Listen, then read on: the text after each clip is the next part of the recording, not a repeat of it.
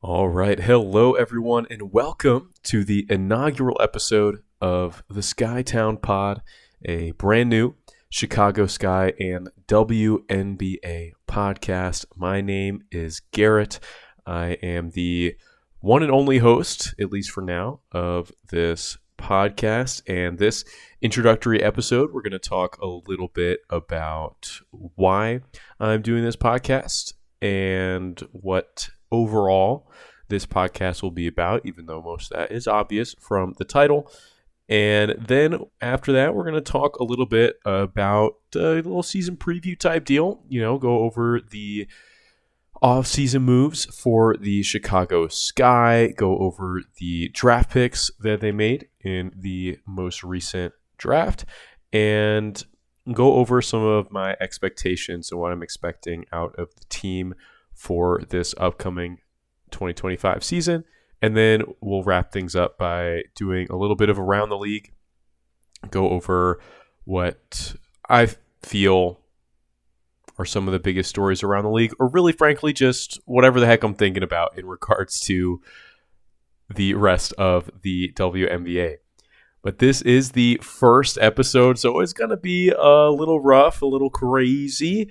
Hopefully, over time, I'll be able to kind of evolve things and make things a little more, professional and refined in some certain ways. Hopefully, dive deeper into certain statistics, certain analytics, all that sort of stuff. All that sort of stuff is what I'm hoping to get into as this show continues. So I guess that's a good segue into this first section of the show today. Hey, maybe in the future I'll actually have bumps or theme music or something to transition in between these sections. But for right now, it's just me. And they always say when you want to start something, the best thing to do is just do it, and then figure it out as you go. So that's what we're doing. And with that opening section, why am I doing this podcast? I'm just a guy, just a white guy in his mid-20s who loves basketball. Like, what do I have to really offer when compared to some other people that might be talking about this stuff? I don't know.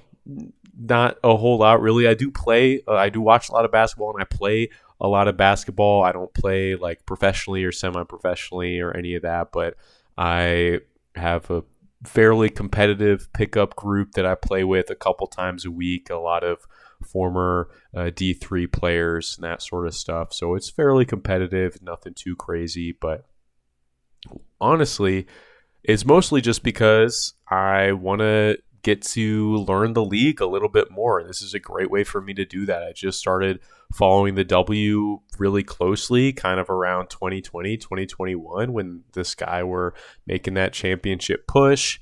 I grew up in DC, and so when the Mystics won the championship in 2019, that was honestly like the first time I remember sitting down and watching a full WNBA game, and there were several full WNBA games. I watched most of the finals. I remember I was in college at that time, and I didn't have access to like television channels, so I ran to a dorm and went to one of the common rooms and tried to get it on there, and I watched like one of the games just sitting in the common room, which was really awkward because at DePaul is where I went. Like, nobody really used the space like that, so it was just kind of weird to be hanging out there. But that's kind of what got me started. Even though I grew up in DC, I went DePaul.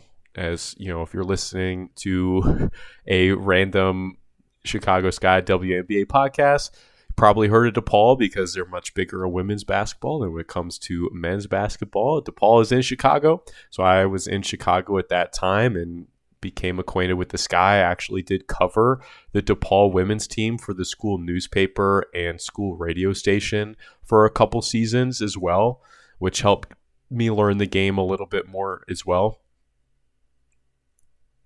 And because of that connection there, I started getting into the Sky and following them a little bit more closely since I was covering teams in the area. Of course, Sky had Allie Quigley at that time, DePaul alum, shout out.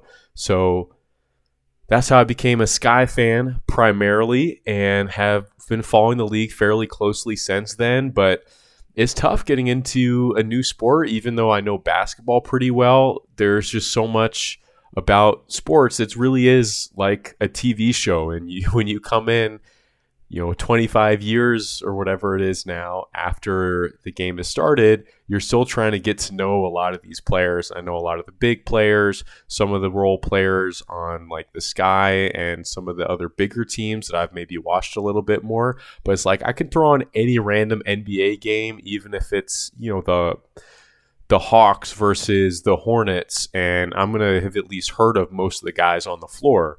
But I'm watching the W, and we're throwing on, the Dream versus the Sparks. Like, I haven't watched a lot of those teams because they haven't been super competitive during the time that I have been watching the W. And so outside of maybe their top couple players, obviously the Sparks, both of these teams added a couple of big names in the offseason. But this is going to be a great reason for me to watch all those teams a little bit closer, not only the Sky, and also to get into some of the nitty gritty that I really like to with the NBA, like contracts, like analytics, really diving into those deeper statistics besides your basic box score, points, rebounds, assists, steals, blocks, that type of stuff, but getting into on-off numbers, getting into lineup data, tracking substitution patterns, and all that sort of stuff, even if we can even find it. And that's one of those things too, transitioning into my next point is, maybe some random white guy is not where everyone wants to get their WNBA coverage from.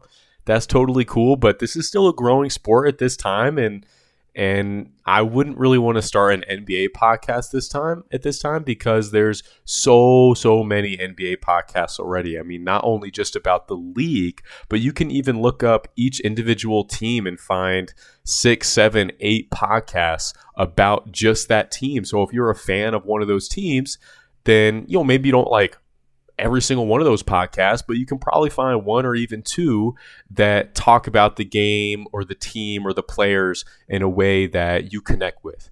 And right now, there's hardly even a lot of WNBA specific podcasts. There's a growing number of women's podcasts, women's basketball podcasts, which is nice, but a lot of them cover both the W and college.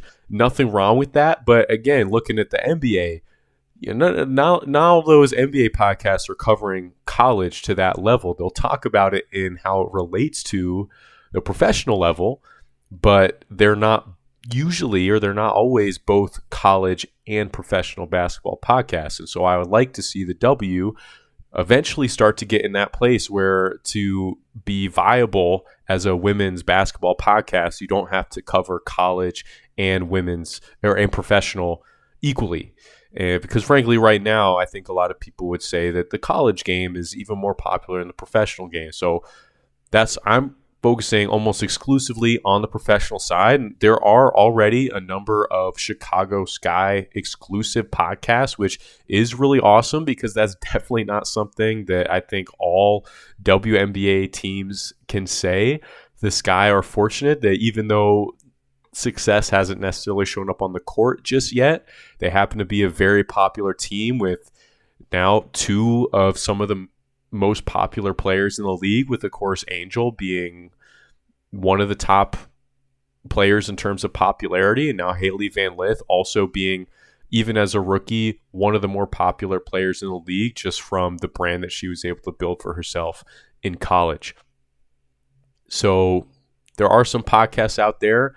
I listen to some of them that I enjoy, but there's also, some of them that are not for me necessarily. And again, that's totally okay. And this is just one more option for folks who are looking to get a little bit more out of their Sky fandom and their WNBA fandom, that maybe that can be that place. So if other people choose to listen to this, that would be great, and that'll be great motivation for me to keep it going. But as I stated in the beginning, is really just for me. at the end of the day. That's why I'm starting it, because also hopefully it'll be a great way for me to find more people to talk with. I've been really fortunate at work.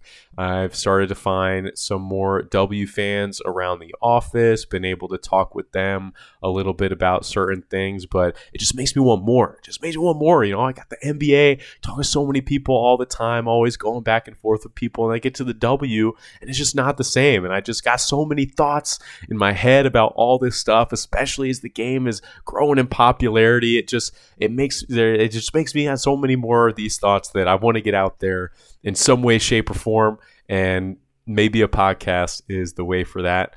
We'll see. Maybe this ends up being the only episode, but probably not. I want to at least get it going through this season, and then we'll see if I feel like maintaining it past that. But it's just a fun little project because I have so many basketball thoughts going through my mind. Speaking of those basketball thoughts, again, this is where we get a transition noise. Let's talk about the Sky off season. It's a big off season for a lot of teams. It's going to be an even bigger off season next year. We got that new CBA coming in. I'm sure if you follow the W at all, you're probably aware of that because everybody's talking about it. It's going to be a super exciting time with lots of changes, lots of people making more money than they are right now, which can only help things. And it's also going to mean a lot of off-season changes, but it also meant a lot of off-season changes this year because there were a lot of players looking to sign short-term contracts, which is much, much lower risk for teams. And so people were really out here trying to make big swings, and the Sky were certainly one of those teams that tried to do that.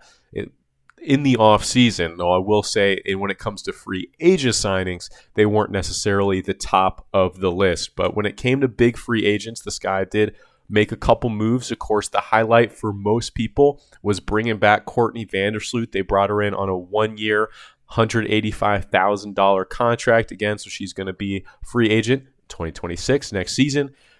If she decides to continue to play, she is 36. She's still a very solid player. She's obviously not the long-term solution at the point guard, but it's a position of need, was definitely seen as a position of need coming into this year, whereas that previous season last year, Sky didn't really have a lot when it came to ball handlers and distributors. A lot of our offense ran around Kennedy Carter, who is a very ball-dominant scorer's mentality player and was not as effective in terms of getting Camilla and Angel Reese the ball.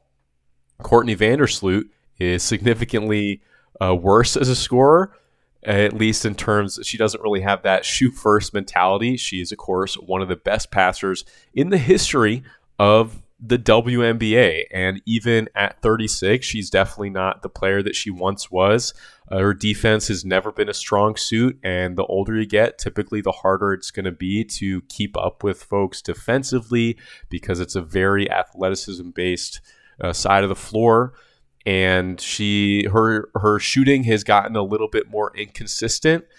If I can pull up her stats real quick here. Her shooting percentages haven't dropped off. Well, I mean, they kind of have. But for the majority of her career, she's been hitting around 35% on her three-point shots, shooting around 2 to 3 a game at her peak. Later in that kind of latter half of her Chicago career, she was shooting closer to 4 a game and hitting closer to 40%. She had kind of a 3-year stretch where she was in that range.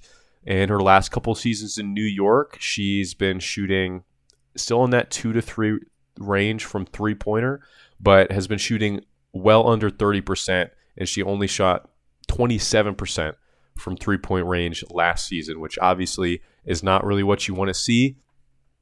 And that shooting was another point of emphasis for our team, not our team, for the Sky. They were one of the worst three-point shooting teams last year when it came to three-pointers attempted. I'm not totally sure what they were in terms of percentage, but they just didn't shoot a lot in the first place. And especially when you're trying to build around two bigs who can't really shoot at all, although we start to see Angel kind of experiment with her range. you need shooting at other positions to try and maximize the space that your bigs have to work with down low. So Courtney is still a kind of player that most defenses are probably going to respect to some level when it comes to her three-point shot, but she's really not a consistent offensive player anymore. When I'm watching Courtney Vandersloot play, when she takes that three-point shot, I'm not confident that it's going in more often than it's not. She's just not that kind of shooter at this point in her career. But that being said, she's still, I think, going to provide a ton of value to this team, even just from a kind of locker room perspective, even from a fan perspective. This was kind of a no-brainer decision to bring her back, and it's going to be really great to see someone with her passing ability and her passing vision working with Camilla and Angel. That'll hopefully not only help them play better this season, but can hopefully help Camilla and Angel grow their games a little bit, because Courtney is going to be able to see stuff that maybe they don't, and is going to hopefully help them to be able to find those different openings, whether it be different reads coming out of the pick and roll, different reads in off-ball actions, or just those slight little changes, those slight little openings that are going to be there when you're working with a passer like Courtney that might not have been there with some of the players that they play with in the past. And of course, also Haley Van Lith, who we'll talk about a little bit more later. She's coming in. Hopefully, she's going to play an important role in the future of this team when it comes to the guard positions. And Courtney is as good a player as any to learn the game from. So great partnership there. Again, it's only a 1-year contract, so it's super low risk. If she wants to keep playing and they want to bring her back next year, then that'll be a different conversation. But for that 1 year, kind of a no-brainer. Moving on to the next one is going to be Kia Nurse. Kia Nurse looks like she's going to end up being a starter on this team from what we've seen in the preseason, coming in with a 1-year contract at $145,000.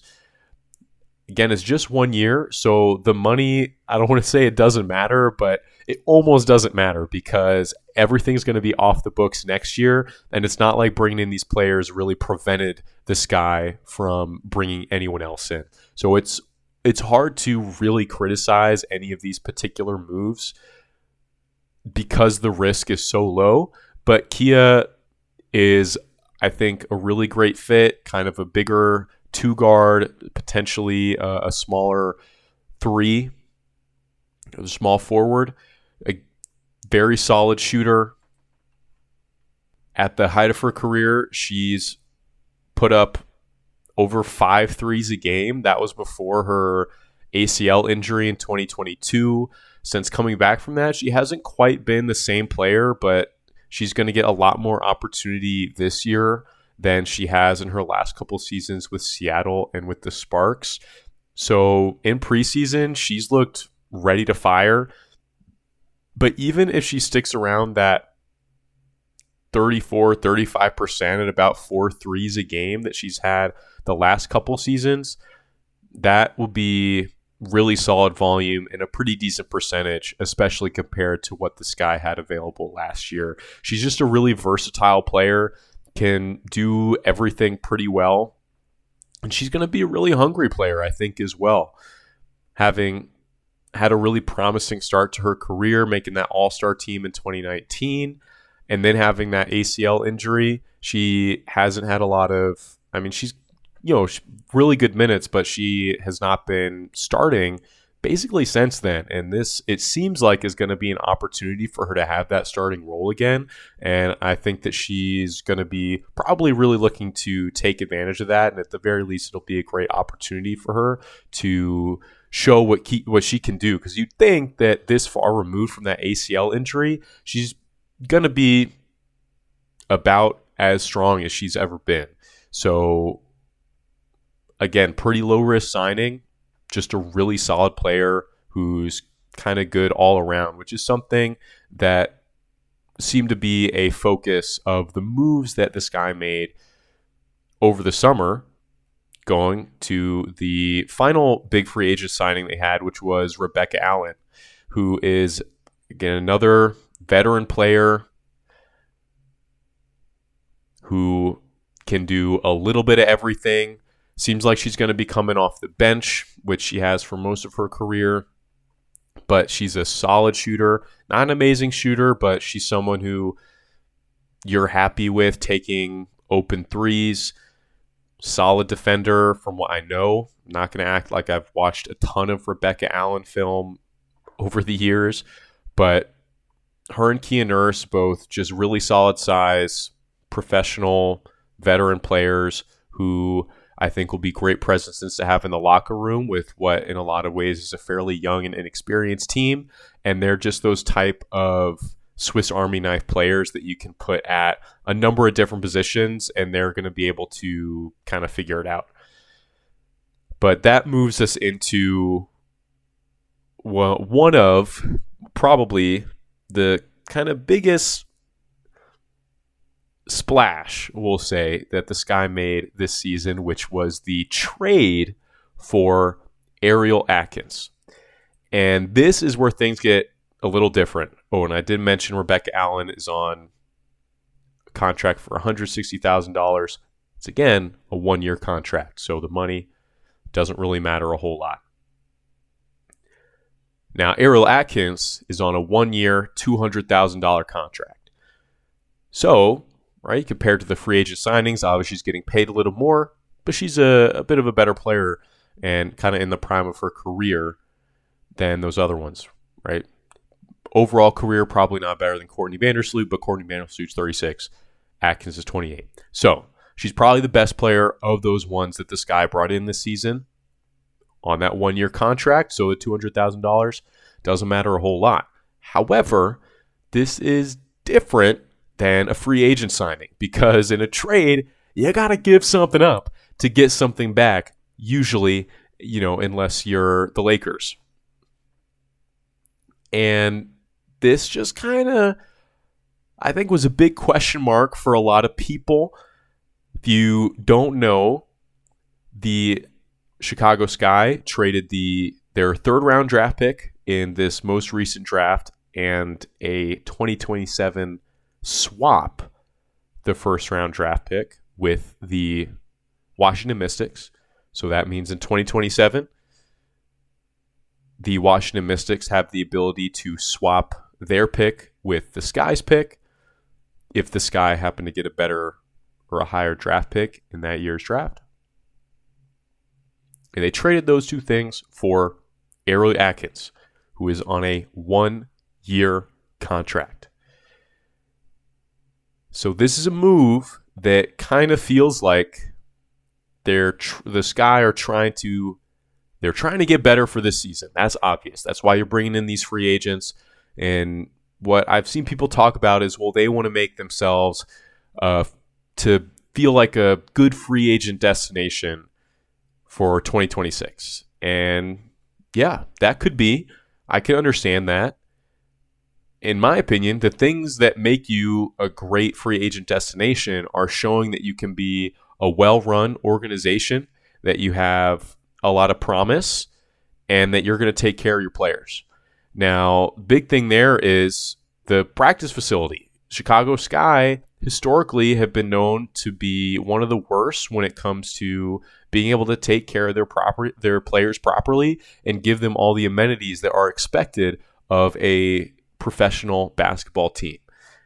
And they've been talking about this practice facility for a really long time, and we haven't really seen anything about this. So if you really wanted to show that you're dedicated to this team in the future, that's the kind of stuff that I think is a lot more important to players that might potentially be signing 2, 3, 4-year contracts with this team in 2026. Not, they brought in a couple players in the 2025 offseason and were able to make the playoffs. And the other main thing that's going to bring people in is the team having promise. And bringing in Ariel Atkins and Rebecca Allen and Kia Nurse on one-year contracts has nothing to do with the long-term viability of this team. The players that are going to make this an interesting destination are Angel Reese and Camila Cardoso and Haley Van Lith. That's the future of this team. Those are really talented and popular and important players that people are going to want to play with as long as they're developing and you're providing them those opportunities to develop.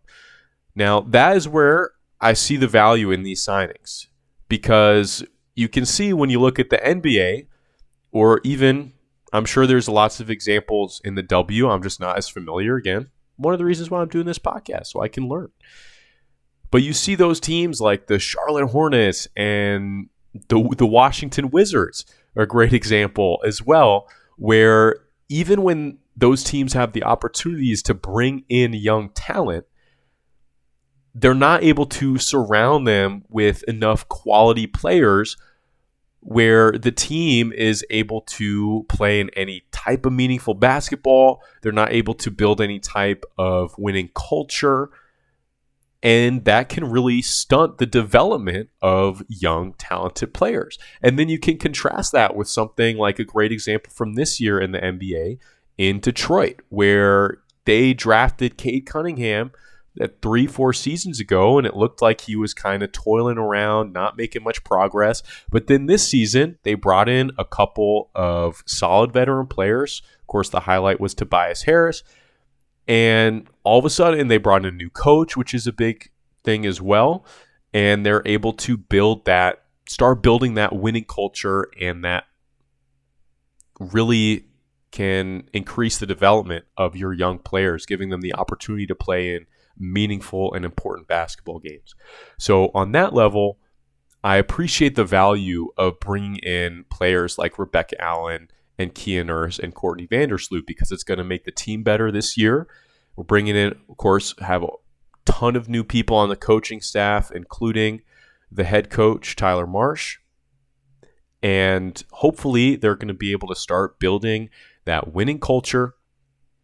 And with solid veterans combined with that young talent, you can start to play in more of those meaningful basketball games, which is really important when it comes to the development of players, because it can show them kind of a little bit just how far away you are from being at the top. It's really easy when you're playing down at the bottom of the league to feel like, well, first of all, it can be hard to get motivated, right? Your team is playing these games, win or lose, nobody seems to care. You're not going to go anywhere. It can be hard to push yourself in that situation, because it can feel meaningless. It can feel deflating because you're just hitting barrier after barrier. When you start playing in those more meaningful games, well, then it's easier to motivate yourself, because those goals, you don't have to self-motivate as much, because those goals are there for the whole team, for the whole organization. We're making the playoffs. We're making it past the first round. Those are very tangible goals that make it much easier to motivate yourself. But it can also be a little bit of, I don't know if negative motivation is the right term, but when you get to those points, and then like the Fever last year, oh great, they make the playoffs, and then they get crushed. And so that's when you have kind of that like, hello, wake up call. Like, yeah, this is great. This is exciting. You got a lot of talent. But if you want to be the best, if you want to be a champion, well, you still got a long way to go. So you got to make sure that you're really working as hard as you can. And that, again, makes it a little easier to motivate yourself and can be really helpful for the development of young players. So on that level, again, bringing in these players makes total sense. But it's also why I feel like it doesn't make as much sense in terms of bringing in free agents next year, because most of those players aren't even going to be here anymore. So why would I, a free agent in 2026, be watching this team in 2025 and then be like, oh boy, Ariel Atkins is playing really well. I should go sign there, because Ariel Atkins probably not even going to be here, which is why the trade is so crazy. Because, again, you bring in these veteran free agents, you're bringing them in on one-year contracts. So the money doesn't matter as much. You're not giving up that much to bring them in. But Ariel Atkins, this is a team that it should not be trying to win now, in my opinion. Because you look at this roster, we're way better than last year. The Sky are way better than last year. I got to get out of the habit of saying we. It's going to happen sometimes. But the Sky are way better than last year on paper. But it doesn't look like a championship team to me. Now, hey, who knows? Maybe they surprise. But it doesn't look like a championship team to me. Maybe a playoff team. I think there's a very good chance it could be a playoff team. But it's not a championship team. And I think the hope is that as Camilla and Angel, maybe Haley continue to develop, that you become a championship team because Angel becomes top 5 player in the league. Camilla becomes one of the top centers in the league. Haley becomes one of the top guards in the league. And you have that core, and then you can compete for a championship. And bringing in Rebecca Allen at 32, Kia Nurse 29, Ariel Atkins 28. They're on a different aging curve than those two are. So they're not going to be here when the Sky could potentially be that championship team. But you know who could be here?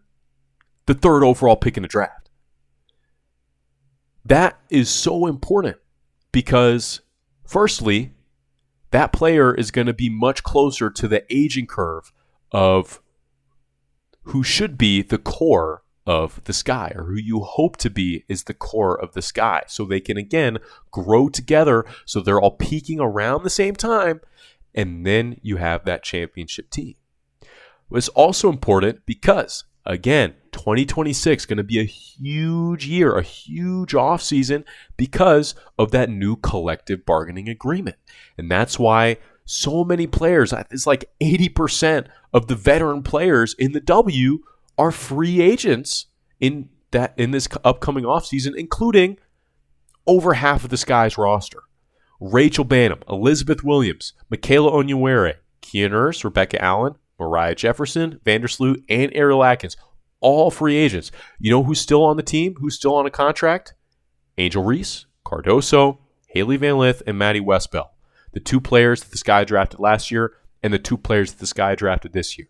You know who else could have been on that roster? The 3rd overall pick in the draft. Right? So that's one more player that you've got under contract for the next 2, 3, 4 seasons. Potentially a very talented player. Now, of course, the big story was Olivia Miles, guard from Notre Dame, projected to be the 2nd overall pick. College career doesn't end the way she wants. She decides to stay another season. They transferred to TCU, so now she's the guard at TCU. I think it was TCU. Again, I don't follow college that closely. Regardless, now you look at the draft. The draft appears to be much less deep in high-end talent than previously projected. It's like, okay, maybe they knew something, this guy front office, and maybe they got lucky. That was a huge, huge risk that they ran in making this trade before knowing who was declared for the draft. Now, I'm sure they have access to some reports that we regular people don't. Absolutely. We'll give them that. However, I still think that was a pretty risky move that in some ways worked out. However, there's still some solid players in this draft. And that 3rd overall pick, while probably not going to be as good as Ariel Atkins is going to be for the Sky this year, could be with the team for longer. And Ariel Atkins can leave after this season. So you're giving up the 3rd overall pick. The 3rd overall pick is a really good pick.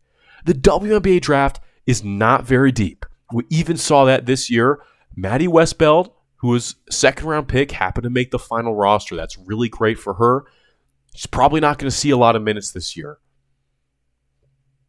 The second Sky 2nd round pick drafted Aisha Coulibaly, the 22nd pick. Gone. Probably never going to play for this team. You see it all the time. Like the example, the Dallas Wings. A couple seasons ago.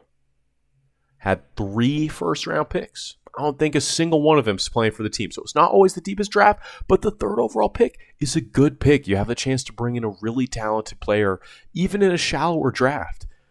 And again, a player that will be with the team for several seasons.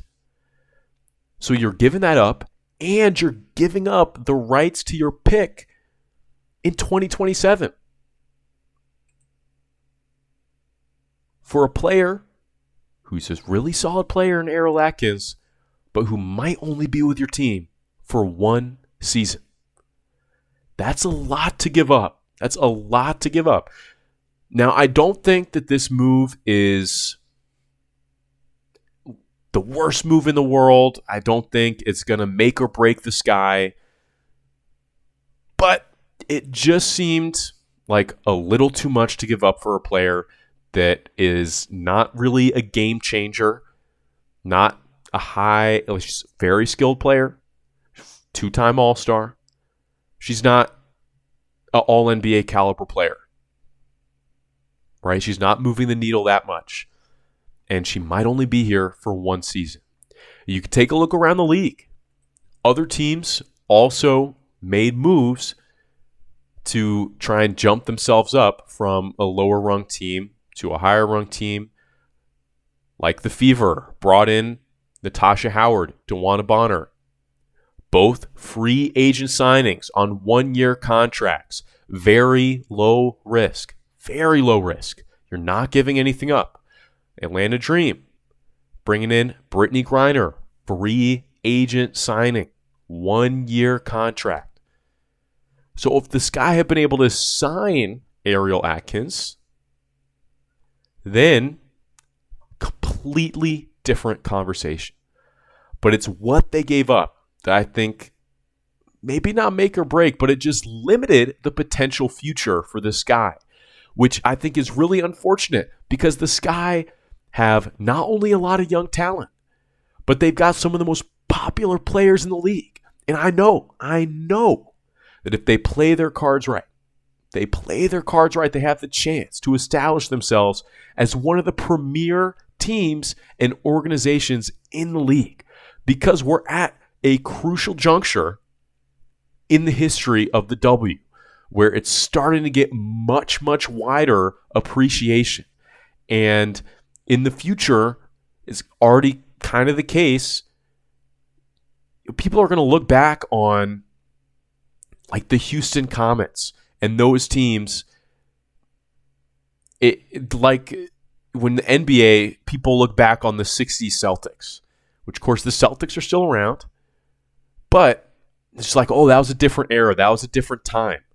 And as the league is bringing in these players like Angel Reese, Haley Van Lith, Caitlin Clark, Paige Beckers, this is potentially the start of what would be considered like the modern era of the W. And you could take a look at a team like the Bulls in the NBA. They've been mediocre for decades now. They had a little stretch with Derrick Rose there for a few years, and outside of that, they've peaked at a first-round playoff team, basically. But they're still recognized as one of the premier teams and the premier brands in the NBA because Magic and Bird in the 80s started bringing more eyes to the league, and in the 90s, the league totally exploded. And who was the best team in the 90s? The Chicago Bulls. Now, the Chicago Bulls happen to have Michael Jordan, who became a very, very popular player, worldwide brand, all that sort of stuff. But you can look at Angel Reese, who already has a huge brand after just 1 year in the league, a year where the team was not very good. And so if the team is able to capitalize on this and become a team that is competing for championships for many years and hopefully able to win a few, then they become the chance to be that team that people think about. One of those teams people think about when they think about the W. And so that is why I am being very critical of a move like the Ariel Atkins trade, even though you can make much worse moves. And the scale of what a bad trade looks like has been drastically altered this year because of the Luka Doncic trade in the NBA. But I think that this guy really needs to look at what they have right now and not be short-sighted, not operate with that win now mentality, but really try and look at the ceiling of what they can possibly be, of that team that emblemizes the W, and plan for that instead, which means taking a much longer view of extended success, not shorter success. So, with that in mind, I thought this was going to be 30 minutes. I'm talking way too long. Whew, baby. So we'll touch on the draft really quick because I haven't talked as much about that. I should. But, of course, this guy waived or didn't even sign Ayesha Coulibaly. They drafted Aja Sivka. I'm pretty sure I'm not saying that right. I should know how to say that. But that was with the 10th pick. He's probably not going to play until next year, so we'll have to wait and see how she looks. Very interesting pick. Very interesting pick. Time will tell. Haley Van Lith, of course, the big one, coming in at number 11. I'm hopeful that she will get a decent amount of minutes this year because she needs to develop. And this can be that struggle, again, when you're a young team and you're pushing to win now, is that 9 out of 10 times, young players suck and they don't help you win. That's just the reality of it. Even huge hype rookies, most of the time, they're not helping you win a lot of basketball games. There are a few exceptions, but most of the time, younger players are not as good as older players. That's just the way it works. And so Haley Van Lith might not help winning as much as some of the other more veteran players on the team. Not necessarily because of skill level, but just basically younger players make more mistakes, right? So it can be tempting when coaches are hearing from the GM and the owner, like, hey, we need to get X many wins. We need to make the playoffs, to minimize the role of those rookies. But if you want Haley Van Lith to become the player that she can be, she needs to have those in-game reps, in my opinion. So hopefully she gets some good run this year. Very rare to see an 11th overall pick become an all-star player, even a multi-time all-star. It can happen, but it's very rare, especially a player who is as short as Haley Van Lith, who, boy, was crazy at the draft when they were listing her at 5'9". What the heck? I don't know where that came from. They were really trying to bump up her draft stock or something. But she's like 5'6", 5'7", which is pretty short for a WNBA player. And you compare that to Georgia Amore, who got drafted by the Mystics, 6 overall. Unfortunately, injured her ACL, is going to miss the whole season. Also 5'6". She is a much better shooter. She is a much better ball handler and a much better passer than Haley Van Lith, at least from what we saw in college. So those are things that Haley Van Lith really needs to work on. And a lot of her strengths as a player from the film that I've watched are her strength and her hustle, which are really great skills to have. Angel Reese is doing a lot with those skills. However, oftentimes those can be the hardest to translate from college to professional because everybody's bigger, faster, and stronger. So if you're stronger than college players, that doesn't necessarily mean you're going to be stronger than players at that next level, especially when you're a smaller player like Haley Van Lith is. Now, this is dangerous to say because everyone said all these things about Angel Reese as well, and so far she's proved people wrong. We'll see if she can continue to grow her game. She's a very hard worker, seems like HVL is as well, so I think that as long as they're giving the opportunities they need, they're going to do their best to maximize that potential that they have. But I just want to temper expectations that even though HVL is a really popular player and a lot of people expect a lot from her. What I'm looking for this year is flashes of greatness. That's all I need. Flashes of greatness. It'll be very rare to see extended periods of great play from a rookie who's going to be coming off the bench, probably not getting a ton of regular minutes. But you just want to see those plays, those moments. She already had a couple of really nice moments in preseason games. It's hard to know how much to take from preseason games, but you saw those moments. So hopefully during the regular season, she gets enough minutes, and you can see those moments here or there where she flashes those skills that can translate to the next level. And then over the next coming seasons, she can continue to grow those skills so that she can do them consistently. That's what I would like to see. And then Maddie Westbeld made the roster. I really thought this guy were going to take Tahina Pow, get someone who's projected to be a very strong shooter.